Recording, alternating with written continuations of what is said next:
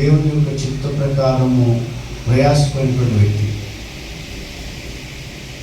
దేవోక్తి లేని ఎడల జనులు కట్టడలేక నశించుదురు అని దేవుని యొక్క వాక్యం తెలియజేస్తుంది.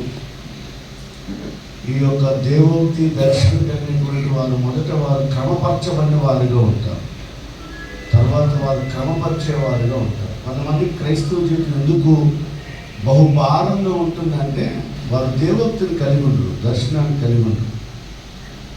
పరిచర్య చేయటానికి దర్శనం ఎంత ప్రాముఖ్యమో, ఒక భవన సముదాయం నిర్మాణం చేయడానికి ఒక ప్లాన్ ఎంత ప్రాముఖ్యమో, యేసుక్రీస్తు రక్తము ఆయన కుమారులుగా కుమార్తెలుగా చేయబడిన వారందరూ క్రమబద్ధీకరణ చేయబడి క్రమములో నడిపించబడుతూ అనేకులను క్రమపరచడానికి దేవోక్తిని దర్శనాన్ని కలుగుతారు. ఆమెతో ఎవరైతే సమీపంలో ప్రయాణం చేస్తారో వారు మాత్రం గ్రహించగలుగుతారు.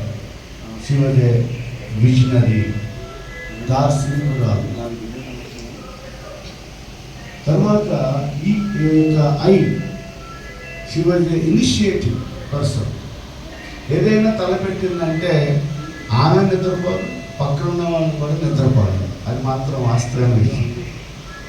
ముఖ్యంగా ఈ యొక్క బుక్స్ కంపోజ్ చేసే విషయంలో ఏదైనా ఒక సేవా పని మీద, సేవా పరిచర్య క్రమం మీద ఒక ఆలోచన చేసినప్పుడు చాలా ఎంతూసియాస్టిక్గా ఉండేవారు, చాలా ఇనిషియేటివ్ తీసుకొని అనేకులు ప్రోత్సాహపరిచేవారు.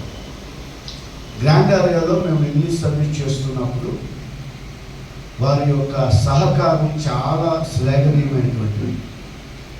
వారు ఎంతో సహకారాన్ని అందించేవారు. తర్వాత ముఖ్యంగా అనేక మంది ఎవరు పెట్టలేనటువంటి వారిని కౌన్సిల్ చేసేవారు. ఆమె కౌన్సిలింగ్లో ఉన్న ప్రత్యేకత ఏంటంటే ముక్కుసూటిగా మాట్లాడేస్తారు. వాళ్ళు బాధపడతారు అని తెలుసు కూడా ఆమె తెలుసు.